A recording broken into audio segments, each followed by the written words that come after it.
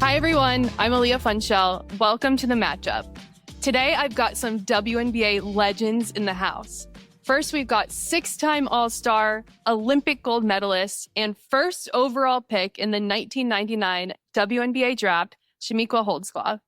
With her, one of the most prolific coaches in WNBA history, with 2 WNBA championships, including bringing New York their first ever championship back in 2024, Sandy Brondello. All right, Chamique and Coach Sandy, thank you so much for joining me today. How are you guys doing? Doing great. Thanks for having me on. Excited for this one. I'm doing well also. I know Coach is really doing well after that win yesterday. Oh, no. Yeah. I actually brought this to show you. The Tempo sent me some Marina Mabry spices, Chef Mabry spice for her All-Star campaign. But no, we'll... Oh, wow. Yeah. Hopefully all your listeners. She's cooking in the kitchen. She's cooking in the kitchen. Ooh, she was cooking last night. It's always, you sleep. Well, I actually couldn't sleep that well. Usually I sleep well, but I was still hyped up. I mean, it was an amazing performance. And hey, if she doesn't make the All-Star team, there's something wrong. So a lot of times I start off this podcast, we match up either strangers or old friends, and we try to figure out where they match up. But the two of you actually had a really, really special moment on air like a month ago where, Chamique, you were talking about Sandy and her impact in your life. So I would just love to know, do you remember the first time you two met and in what capacity, and how was that? Oh, man. It was probably during we could have met when I was playing USA basketball because I played up. So I competed against the Australian national team. But I think when I really found out like who Sandy Brondello was, it was too late because I was probably chasing after a screen when she was playing for the shot. And she was, hot shooting that basketball. Tremendous shooter, Sandy was, and very competitive. But I really learned, from my introduction to the WNBA, just how amazing this, Australian players were and how tough they were. Mm-hmm. Yeah. Yeah. I can't, for me, everyone knew who Chamique was. I mean, she's this legend and her reputation preceded her. And when I came into the W and had opportunity to play against each other, and I don't think she chased me. I tried to stay away from her. The thing was, I hated bigger players guarding me, and she was a big player, and I wasn't going to stop her. But look, I can just remember just admiring just her game. Just how good she was. And then, obviously got to know her when I took over the San Antonio Silver Stars and, obviously different part of our journeys there as a coach and player, but it's always good to get to know, because sometimes you don't get to know the players that you have to coach against or play against as much. And that's really big for me. I love those relationships. Right. Definitely. Yeah. And because you both have such great personalities, and before we get into that part of it, Chamique, I know you're new to the analyst world. So can you give me a scouting report on what Sandy was like as a player? Oh, man. I just remember great outside shooter, fast off the screens. I mean, you really had to chase her, crowd her space. And she had balance. You had a little get up. You were out there. This really tough. You were a competitor. So we really had to keep an eye on you out there on the court. And for me, I mean, she's 6'1". I can remember just this big guard, no chance I'm guarding her. She's just going to be backing me down. But who could play off, was great off the dribble, those mid-ranges getting to the rims or just backing players down with her size and strength. I mean, that's what I remember, but just a real competitor and a winner. And, you could see someone that played with a lot of joy out in the court. I think that's what I remember from her. I mean, she's a legend. Same. Definitely. Legend of legend. This is what this is. Yeah. I know. I love it. I'm so honored right now because I love you both. But so Sandy, when you started to coach, how did that how did you take what you knew going against Chamique or people like that and then bring it into then deciding to coach her? And, how did that transition work? Yeah. Well, going back to that story, I retired in 2004 after the Olympics and coach was an assistant coach with the San Antonio Silver Stars from 2005, and forever grateful for Dan Hughes giving me that opportunity. And then in 2010, they had this rule. This is how much WNBA has evolved. We had one assistant coach. That's it. And Dan decided to step aside, and then Olaf, my husband, who's obviously we were coaching together, and I thought, yeah, this is a great opportunity. But in hindsight, and I loved coaching. I love coaching. I love this game. I've been doing it all my life. But in 2010, I was pregnant with my second child. Do you remember that, Chamique? Yeah, I remember. Yeah, big belly. And, you just think, oh, I can do this. I'm a superwoman. But when I look back, it probably wasn't the right time to become the first, the head coach for the very first time. But in the end, you always take a few experience from all the players, coaches that you've been, that you played under. But in the end, I wanted to be my authentic self. And I am. I think, Chamique, and you obviously, if you see me on the sideline now, and I don't think I've changed. Now I've got more experience. Right. That's a part of the journey. So I'm a way better coach now than when I was there in my first year and surviving on 3 hours of sleep every night with one assistant coach. But I think the relationship part, that hasn't changed because it's so big. I think I try and pour into the players because I think, if they know that you love and care for them and we can build these relationships, we can overcome any obstacle. And I think that I really embrace that role here. And, I think that's still my identity. What you see is what you get. I think I'm always going to hold myself to high standards. I'm going to I'm not perfect. But I always striving to be, the players perfection as myself. And, I suppose, 2010, we had a new team. We had a lot of new players trying to integrate them. Ruth Riley got injured, and we still had Becky. We had Michelle Snow. We had a good team, but we did face a lot of adversity with our injuries.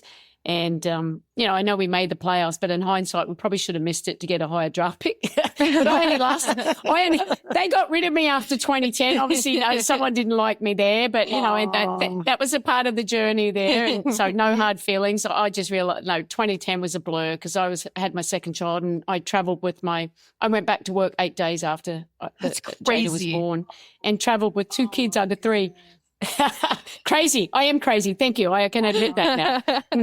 Wow. 2, 3. Oof, you're tough, Sandy.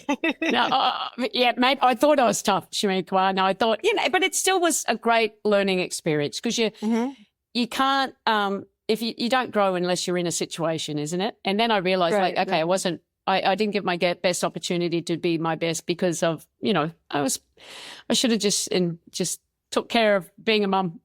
Right. What is something that Sandy saw in you as a player that maybe when you were playing you didn't see in yourself, and then she kind of brought that out of you? I would say it was really easy for me to communicate with her. I think sometimes, you run into coaches, you can't always express yourself in an open way, an honest way. I felt like if I felt something or wanted to talk about basketball on the court, it was just easy. It was like she was still a player in my eyes, and she got it. Like she was like, okay, all right, you just post up then. I'm like, oh, but I'm, we're running a play, but I'm big. I can just stop. And she's like, well, stop then. Y'all for the ball. Whereas some coaches, and I was new to the team too. So some coaches may say, if it's not a second and, just roll out. But no, she's like, make some noise, get the ball. So those little things of having that, familiarity, having played the game, like really helped me. The communication was very easy. And Sandy, for you to get your flowers on television after all those years, what was it like to hear how much you impacted not just her playing career, but life after?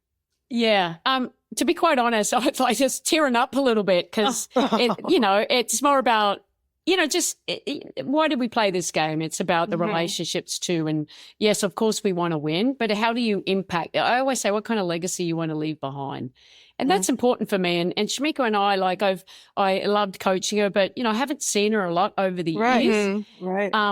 But, for her to show how much it impact, it's more like, if I did anything right, I did that right. And I want people to know me as a very, someone that really loves and cares for them. And I always want the best, even though I have to hold, I try and hold players to high standards only because I know that's what a winning team needs to look like. But I embrace those relationships and it's touching because I think I've impacted a lot of players, but when you hear it, and this how I impacted Chamique, who had so much respect for, and it meant a lot. So I was trying not to be too over emotional on it. But I was, you know, I was happy that I made a small impact in your, everything that went on at that time. Oh, thank you. Thank you. Like I said, I carried that with me. I was shocked I didn't get choked up because I just haven't ran into you. Like I remember once when you was in New York, me and Teresa Edwards ran into each other, and I was like, you know what, T, we need to go to a game. We need to go pop up on Sandy and them, but we never could coordinate our schedules. And I was like, when I get the chance, I was gonna say, see you face to face. I was gonna say that, but I think it was important because we hear a lot of stories about culture and player relationships. And I just think, for myself, here I am doing the games now. A lot of people know my journey because I'm just very outspoken about it. But it was a time in my life where, especially early on, being a young player, trying to figure it out, I didn't feel like that safe space, or times where I may have told, a coach or staff, and I didn't feel like protected. When I told Sandy, or also me not being accountable because I'm young trying to figure out things too, right? But at that time in San Antonio, I did like a lot of work, and I was able to communicate what I needed. And instead of sitting there, and having a situation where I'm not the healthiest I could be, I said, all right, I just have to go to my coach and say, this is what I need, because I was really struggling. But a lot of people don't understand, like mental health, you can struggle from different environmental things. For me, waking up in those summers in San Antonio, 102 degrees, everything, started like really affecting me and like my mental health. And so I needed to really talk to someone to get to the psychiatrist to adjust my medication and stuff. And I knew that. And I was like, okay, let me go to my coach and to the team. And it was just great that she was willing to assist me. She didn't judge me, didn't make it feel awkward. She took action. And I think it's impressive too, because I recently had another episode with mental health advocates, and it right now it seems, oh yeah, you talked about your mental health, no big deal, because it's normalized. But 10 years ago, 15 years ago, that wasn't the case. And so it does take a lot of, courage to be able to speak up and advocate for yourself. And Sandy, for you to meet her with, exceeded expectations of, what she was looking for is just amazing. I think being a former player, and when you have to understand the pressure that these young superstars, Chamique was a superstar. Now, I was a pretty good player.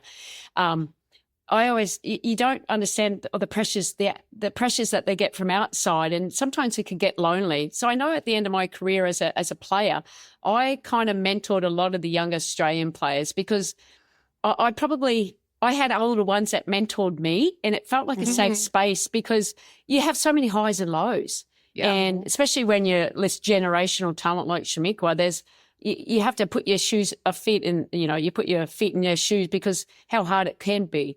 So it's more just to know someone that cares and wants to help in that regard, because we all go through something. And I think that's how the world's changed, how the WNBA's changed too now.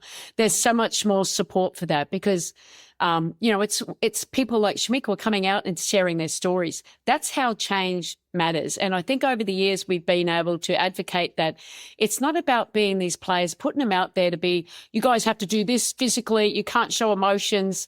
We're all different. We're all unique. But now I think all teams now, WNBA teams, each individual team has invested in professionals in anything the teams. Obviously, we have the physical therapists, we have the massage therapists, but we have the psychologists, whatever we need now, there's someone that is a part of the team. And we encourage all of our players to seek help. And it could be for many different areas in mental health, can't it? So I think we've made great progress. And so I'm happy about that because there is a lot of pressure. And now with social media, it gets harder and harder. Yeah, great point. I like that, Sandy. I remember back in our day, the beginning of the league, trying to find, I remember my time in DC, just even trying to find like a therapist and like talking to the team was sort of like a search, I know like they had to contact the NBA to see if anyone had any resources there, because also the team, it was something new. So they thought, okay, they have to protect us. They just can't send us to anyone, so everybody was trying to figure it out. But now everything has gotten to tip-top level, right? You said massage therapist. I remember like, I need a massage therapist. everybody's looking at me like, what? You have to pay for that. In college at Tennessee, we had someone with our team. So it was a growing process, first when the league first started out. That's why I'm just so happy. I'm sure like Sandy, you're in it. I'm just so happy where the league is. All of our hard work has like paid off. I have a young daughter. I have a 6-year-old son and a 4-year-old daughter. And just seeing her excitement of seeing all these players and some girly, some very powerful. Whatever you like, you can pick. And my daughter is just in front of the television clapping all the time. Love that. That's what it's about, isn't it? The impact that we can have on the next generation, what kind of legacy we all, not just it's individuals and a league. So it's pretty special. Yeah, where do you see room for improvement when it comes to advocating for the players or the mental health? I mean, I know social media, it's like pretty much unregulated, but where do you think there could be room for improvement? Yeah, there's always room for improvement, isn't it? It's making sure that these players are given the very best and they have the confidentiality to go to whatever they need. Obviously, we've now in the CBA, you can, IVF treatment, everything like that. Mm-hmm. It's taking in what the whole female woman looks like and supporting them in what area they need. So I think, credit to WNBA and the Players Association. They've done a great job of giving the players what they need. And in terms of improvement, I think we've made huge steps. I think we're in a great spot now. And I probably need to speak to the players what more we could do. But I think every team is always evolving about, okay, how we're asking these players to do this and they are the product. So how do we make them to be the best product? So it's just being, sourcing whatever help we need. That's what we have to source. And I think, we're $1 billion sport now. And, I think we have ownerships that are invested in providing and giving the best experience and making all of our franchises world-class. I know. It's beautiful. I mean, I had the opportunity to go to do a mental health program and go to every WNBA team. I can't remember what season that was. Maybe it was like 2016 when he had me go. Yeah. So it was great starting to see this change. Some teams like the Minnesota at the time had the most amazing facility. Like they had kombucha. It was like, wow, and then, no, it was really fancy. And then I got to see teams that were like, still like at a community college, teams that, when we took the meeting, it was like in the back of a closet out in Atlanta. So it makes you appreciate, I'm serious, where we are now. Mm-hmm. And I always say people want to be seen, valued, and heard, right? That's what belonging is all about. Now these women this CBA is like they're valued, they're heard, like you said, total being, total person. They're hitting it from every angle. So, just keep shooting up. That's what we want to do. Keep shooting ahead.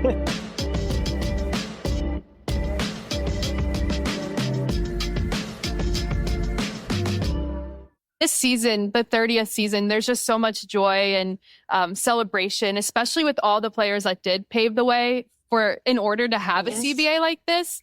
So, Sandy, I'll start with you. What are you most proud of over the progress that the league has made over the last 30 years? So many things. I mean, I've been 27 of the 30 years involved. I sat out the first year I wasn't involved, and then I sat out the Olympic years when I was still playing. But I love being a part of this, and I love seeing the evolution. So for me, it's, in the beginning, I was drafted by the Detroit Shock, and I had an amazing experience. I just loved basketball. I earned $19,000 that first year. Wow. That's it. But at that time, it was just, that was just where we were at. And I'd played overseas to supplement that. I played the Australian team playing all year round. I just wanted to play against the best and not to challenge myself against the very best. And, I kind of loved it. It was always about, just competing. And, but I think the evolution, we had some years where I remember Phoenix Mercury, we had 13,000, then it kind of went off a little bit. But then the excitement came back up again. I just think the owners, it really does start with the investment at the top. And that starts with the ownership. And you see now, I don't think any owner is there's no millionaires. They're all billionaires that right. taking over these teams now. Yeah. Right. So you kind of, I always say when I was with another team, I say, you know the difference between a billionaire owner and a millionaire owner. And, Right. but now it's like, you know, everyone, if you don't, like, we haven't got our practice facility yet, but we'll be building one. It's something you just have to have. So it just means, and we talked about all the support that the players have given here, because if we want them to put this amazing product on, we have to give them whatever they need to be at the best. And the coaching staffs get better. You know, there's more experience. We've got data scientists, you name it. You know, we've got international scouts. Just the growth of the league, that makes me really proud, because obviously there's a lot of Australians in this league, but we have the most internationals ever. And the CBA's helped that, because everyone loves playing for their country. You know, I mean, I sat out 2 years because playing for my country meant a lot, but now they're getting supplemented because we're a long time retired, aren't we? So it's you give them the money, they will come. So we truly are, you know, this season will be the best players ever to play in the league. But the players before, we had some great talent. You know, we had less teams, but it was competitive. You talk about Chamique, about Lisa Leslie, Yolanda Griffith, you know, Cheryl Swoosh, Cynthia, you could go on and on. It was tough. Like, you know, yes, we have a lot of teams and we have great talent. But back in those early days, it was hard to win because we had the USA team and, you know, you could have 3 great teams for them. Right. You know, the Australian team was here basically. So I think it was really competitive there, but we didn't have the visibility. You know, social media, well, sometimes social media is hard. It has been great, you know, because of the visibility. And we've got sponsors just wanting to get on board. We've got NBA guys that are showing interest in attending games. All of that matter. We've got famous people like in New York sitting. I know, right? Courtside. Hey, you know, well, they're going, so let's go. Because I always say if someone goes to one game, they're going to fall in love. Because they're going to see how talented these female athletes are. And that makes me I'm very proud of what we started, even though it was great back then. We've just got more resources. We've got more money. We've got more visibility.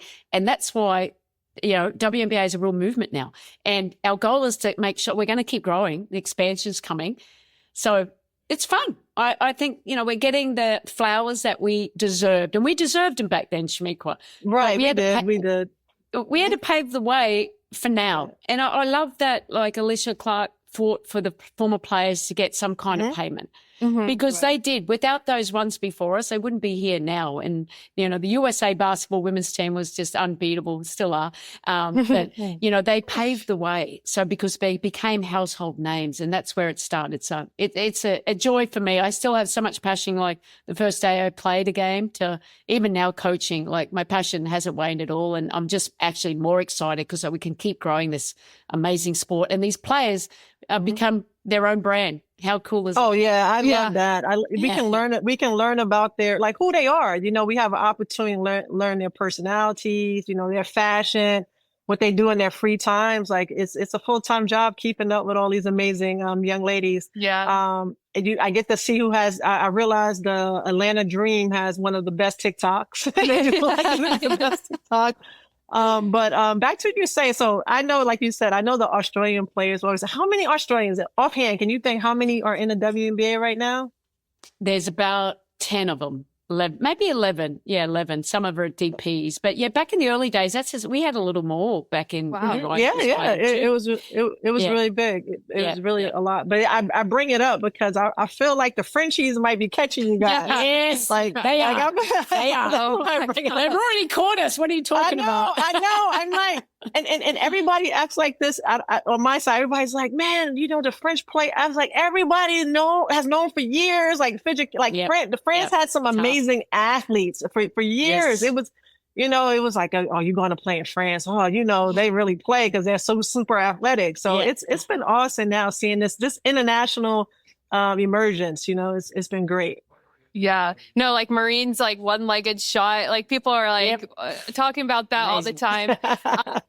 But no, even with social media as a WNBA content creator, it like drives me crazy, but it's also endearing when people are like, oh my gosh, I didn't even know this player existed. And I'm like, yeah, well, if you love this player, you would have loved the other players. Like, and so I think it's really cool to be able to story tell about players that maybe didn't get the social media attention back then. But Chamique, I'll start with you on this one. Was there some growing pains of growing the league where it's like, oh shoot, this is bigger now. It's not like back in the day when we could go under the radar. Like, have you had any growing pains with the league's growth? Any growing pains? Have I had? I haven't personally haven't have any growing pains. If I look at it from like just me assessing the league, and I don't work for the league. I just think it was tough. It was tough, I won't say it was tough, but watching, the players fight for themselves. I love that. Like, that was exciting. They stood 10 toes down. They did not waver. They did not separate. And that's tough because a lot of times when people give you a little and you don't think, well, our league hasn't really there's no way that players should be making from what I retired with just $20,000 more. You know what I'm saying? It's a lot more, like you said, sponsorships and social media. So I'm just glad that they understood their value and at their worth, value and worth. That was something I was just like, go. Because a lot of times they try to divide and conquer. Any type of business, that's what happens, And we also heard about, just NBA negotiations in the past, how they've gotten to one player, unfortunately, and helped them waver the thought. But like you said, you mentioned Alicia and Nneka. The first thing when I saw her at the Final Four this year, and I was just like, Nneka, like, congratulations, and you were awesome. And she goes, no, thank you. Thank you for, what you've done for this league. I tried to really fight for you guys. We tried to really fight for you guys. So last game that we had, what was that, Wednesday? We did the doubleheader in USA. We're talking, Amy, and she's like, you know what? Are these younger players going up to Nneka and saying thank you? Because, Nneka and all the young ladies that fought, like, she really helped change things with her voice, her drive, her passion. That's Miss Time 100 now, Yeah. She fought for this, and so, and I had to explain to her, like, when you're in it, sometimes you just don't realize the impact, even though you're receiving the benefit, Yeah. She's amazing. So we actually gave her, our game ball, I mean, she hit a game winner also, but just because of her impact, we want to give her flowers, all the women that were a part of it, because it was tough. I remember running into Kathy too that same weekend. And I was like, so Kathy, how do you feel? Because that's just me. I got to ask these questions. And she was like, I'm exhausted. I'm happy that's over. And I'm like, I'm sure you were, because it's hard. It's hard to do high level business. Sandy, you guys know. And with all the eyeballs, it's crazy. I would like to pivot a little bit to coaching and some X's and O's. Sandy, you coached me for one day when I signed a one-day contract with the New York Liberty media. Yeah. No, it was the cutest thing ever. Brian, who does PR for the Liberty, he had this like brainchild to sign the media to one-day training camp contracts, and we had to go through a workout with the coaching staff. And Sandy actually liked to show out, and she won knockout. So we didn't stand a chance. But I mean, your coaching style is just so amazing. And I mean, right now, New York City is buzzing because of the Knicks, but you were actually the one to help accomplish something that the city needed to see, and that was a New York Liberty championship. So just let's go. Yes, for Sandy. But I mean, so many emotions going into that, but also the X's and O's of you're dealing with some superstars. How do you get them to all gel together to be a championship team when you do have a big three and they all, can produce? How do you manage a team like that and produce a championship? Yeah, look, I really embraced that role. I loved it, and obviously, finally winning a championship for that city and that organization is so special and will always be, because we'll always be the first. But, I suppose I've learned over the years of what a successful team looks like, and starting with the Australian team. And we really, right from the get-go, always focus on the culture. So what's a winning culture look like? So we do a lot of that. We just don't go in and just say these are all individuals. We need individuals to come together to play as a team. And, that started with the Opals as a player. And then when I started, as a coach, I just kept that. Like Diana Trusty, it really started back then. Like I always say, when your best players buy in, greatness can really happen. And that year in 2014, when we did win with Diana, we were unstoppable. No one was stopping us. We had a great team, but still, their egos do get involved, but they wanted to win. I would say celebrate your teammate. You know, we do it. If we all do, we can all sacrifice a little bit of our game, which Diana did that year too, because the year before she was the best scorer in the league. She's one of the most amazing scorers ever. But it was more, she had to sacrifice a little bit of her scoring, but that year she was the highest assist in the leagues. You know, and in the end, it's just like, what's it mean? If you sacrifice a little bit there and we do this, great things can happen. So I went into the New York. We obviously, the first year we learned a lot. We had a young team and then we were able to get some assets. And Jonathan Kolb did a great job of getting, Brianna Stewart coming in and Courtney Vandersloot and John Cole Jones to build around with Sabrina. And, we still had Benijah Laney, some good young talent there too. And it was all about everyone has to sacrifice a little bit, know. But it's actually going to make it more special. And it does, because, ultimately we're competitors, aren't we? We play a team sport and winning. Yeah, we know how hard it is to win, but everyone can get onto the same page. It's great. Now, that doesn't mean it's always easy. People go, oh, you guys look so connected, but there's highs and lows throughout every team. It doesn't even matter. It's how you handle that. And that's why I always say, you hear me speak, I don't get too high or too low because it solves nothing. Definitely. So I stay consistent in how I lead, and I communicate. The communication is really big for me. I'm very honest, but I'm always their biggest, supporter as well. Yeah, because I want, I want them to be the best that they can be. Truly do, and that's a part of it. And I think, obviously it was close near the end, but we found a way to win.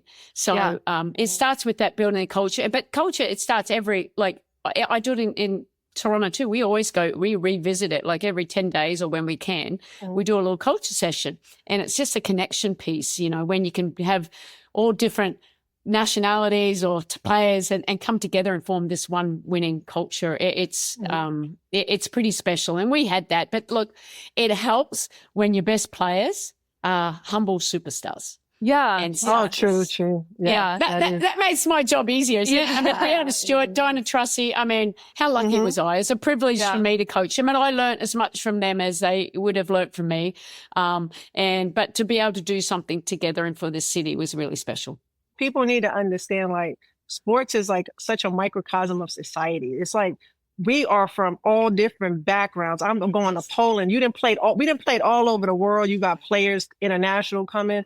And it may sometimes be a language issue. We're trying to fix, but basketball is a universal language, and sisterhood becomes a universal language. And you just try to figure it out and help each other. And it's just there's this special feeling as you start to see that grow.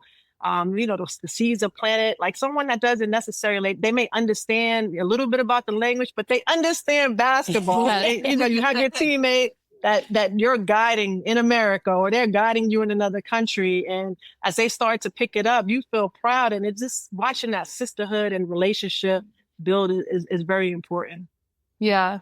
And it takes the right coach. And I do want to talk about building an expansion team. But before then, I don't know how much you're on social media, but people love the relationship that you have still with Sabrina.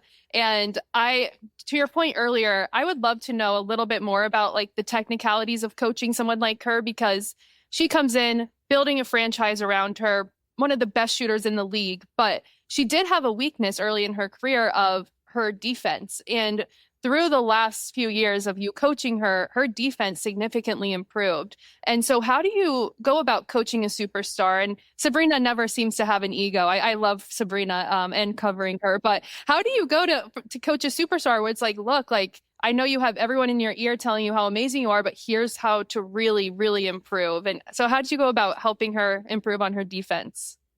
Look, I think honesty, showing film, showing analytics. But look, I think that they're great. Like you saw, they come out of college, and this is a generational talent, Sabrina, and just a winner, the way that she can shoot the ball. But, there's always, who's the complete player?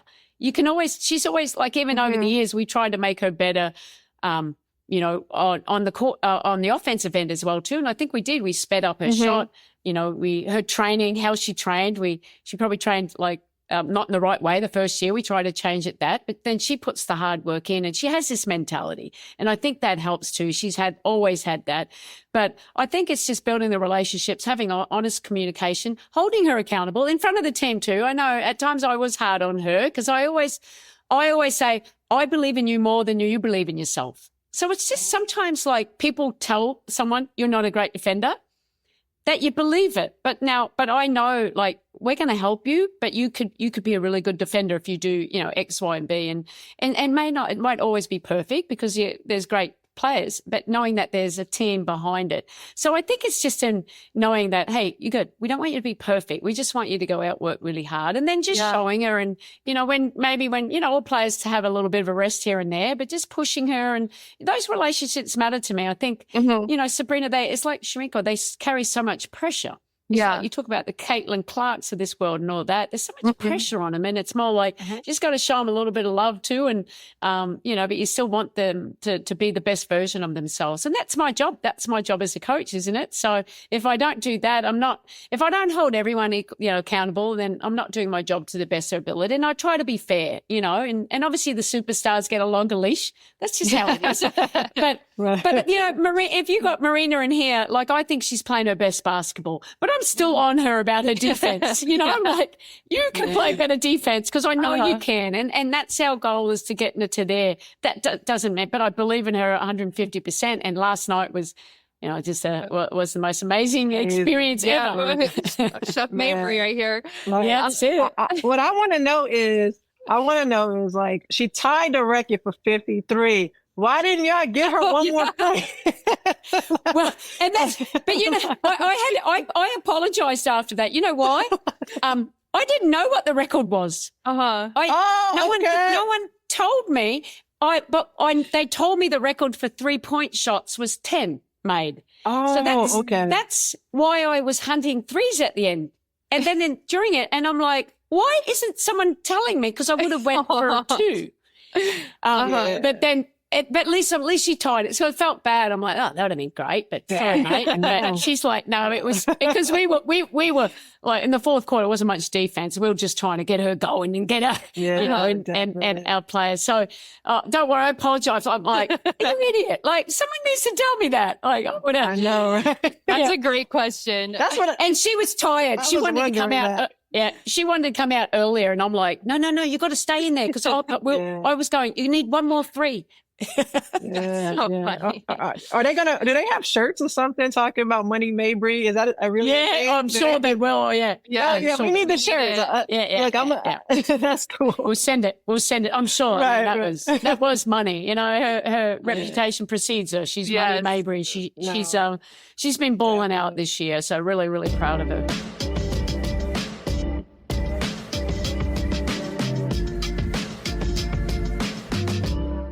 So, Coach Sandy, you go from coaching like a big 3/4 to then now having an expansion team that's kind of like starting from scratch. So I know that you always have the same values and everything as a coach, but does anything change having to, now coach a team that's basically a startup? Yeah, probably a little bit. You're probably a little bit more teaching. You have to be more detail-oriented, and I love that part, just getting back to teaching the game, process-driven, because we had 5 first-time WNBA players here. We've also, behind Minnesota, because they have Collier and, obviously the young Czech player got ACL and they've got some injuries there.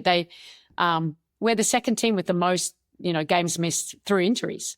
We had so many injuries. I was playing players out of position in the beginning, but working it out. But we were still building. It's more about I wanted to take this job, and I because of the challenge of doing something different. Yeah, I've coached these, super teams, they would say, and that was fun. I absolutely loved it, really good. But it's doing something in a new country intrigued me. How we can grow this game here. And but doing something from the ground up. Now, I wish the CBA was done a little quicker. It would have been a little bit more different. But building, just starting from the foundation and like we're not expected to win a championship, but we still have expectations to be the most competitive we can be and continue to grow. And I think we've had some, the top teams have shown what we're not where we're at. But our injuries have hurt us. We haven't had a one game with our full group. And we won't for, a few more weeks here, but it's still a great challenge because the players are all buying in and trying to do the best and keep learning. because, we've got some great pieces. So I've been really, really encouraged with some of the players that we do have and how we can continue to build. And, Kiki Rice is going to be a star in this league. And so unfortunate, her injury. And then Brittany Sykes was having her best season in the league too. So I know, you just make adjustments. Brittany. It's like, it is what it is, the injuries. But I've enjoyed it all. It's hard at times, but it's hard every single year. But I'm enjoying it. Yeah, I'm happy Brittany got the opportunity, because I've been saying for years, when I watch her, she's one of probably athletically, top 5 as far as an athlete. I mean, she just can turn it on. Amazing athlete. I'm glad she's getting this opportunity. Like, just have a major role and to showcase her talent. She's been playing great.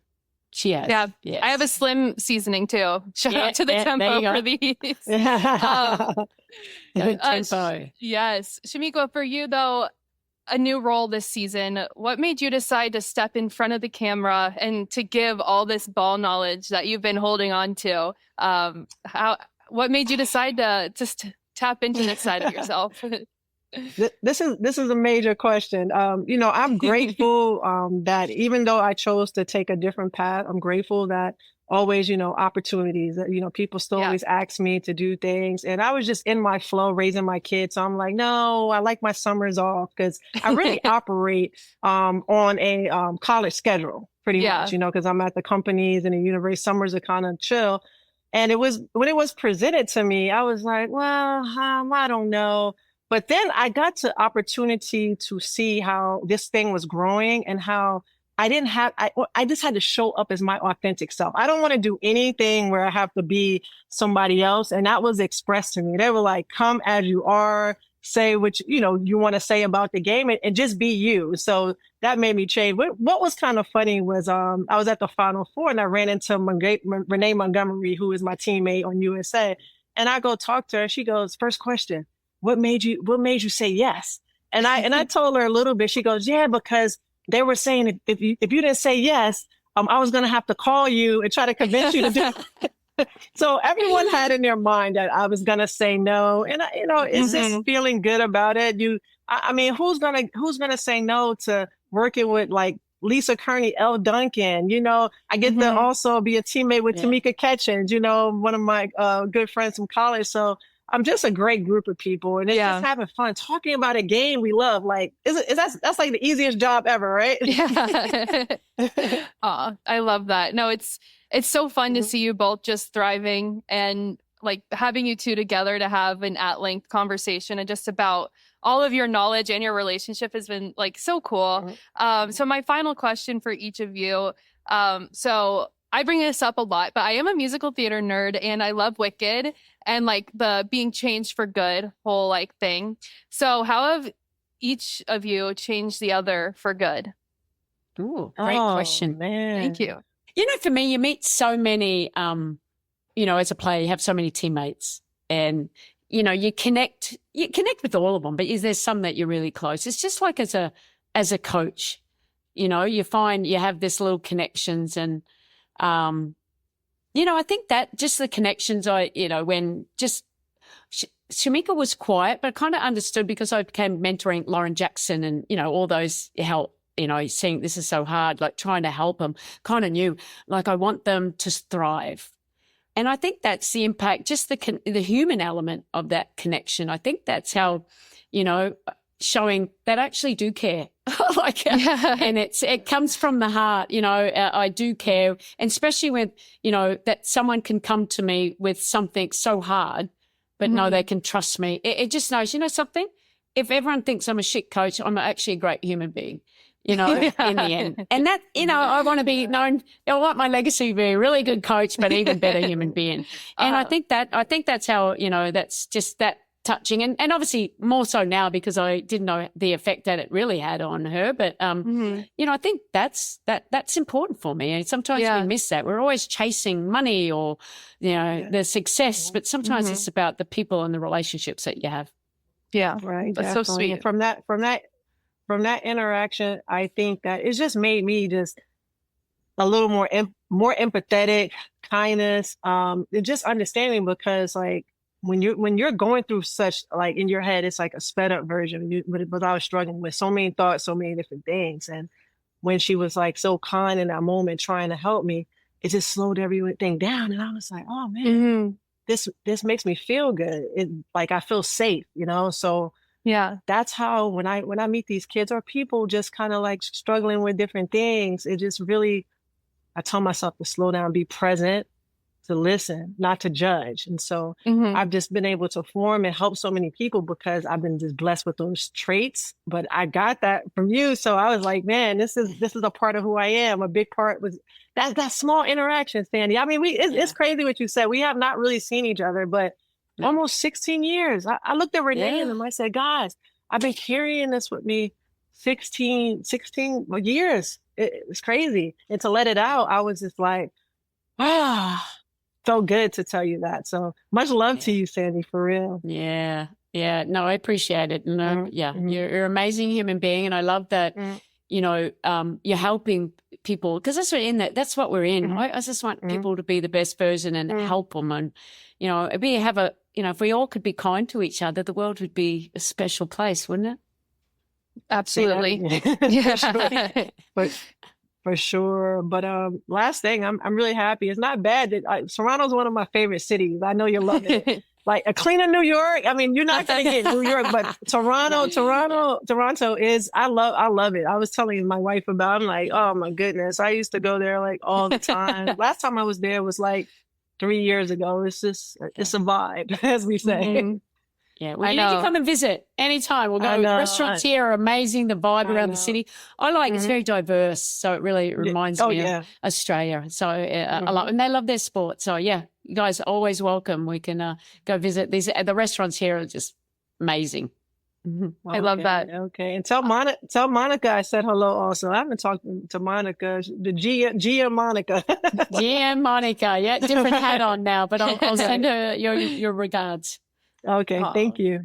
Yeah, well, thank you two so much for joining me. I also need to make a trip out to Toronto to see a game in person. But appreciate you both so much, and I loved everything about this conversation. So thank you both. Appreciate it. Thanks for having me on. Great to see you. All right, much love. Y'all be safe. Good to see you. You too. Bye-bye.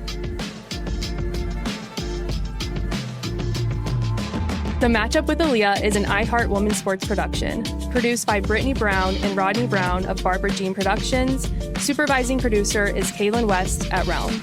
Associate producer is Amaya Brathwaite. Talent booking by Melissa Chusid and Deirdre Dodd. Hosted by me, Aliyah Funschelle.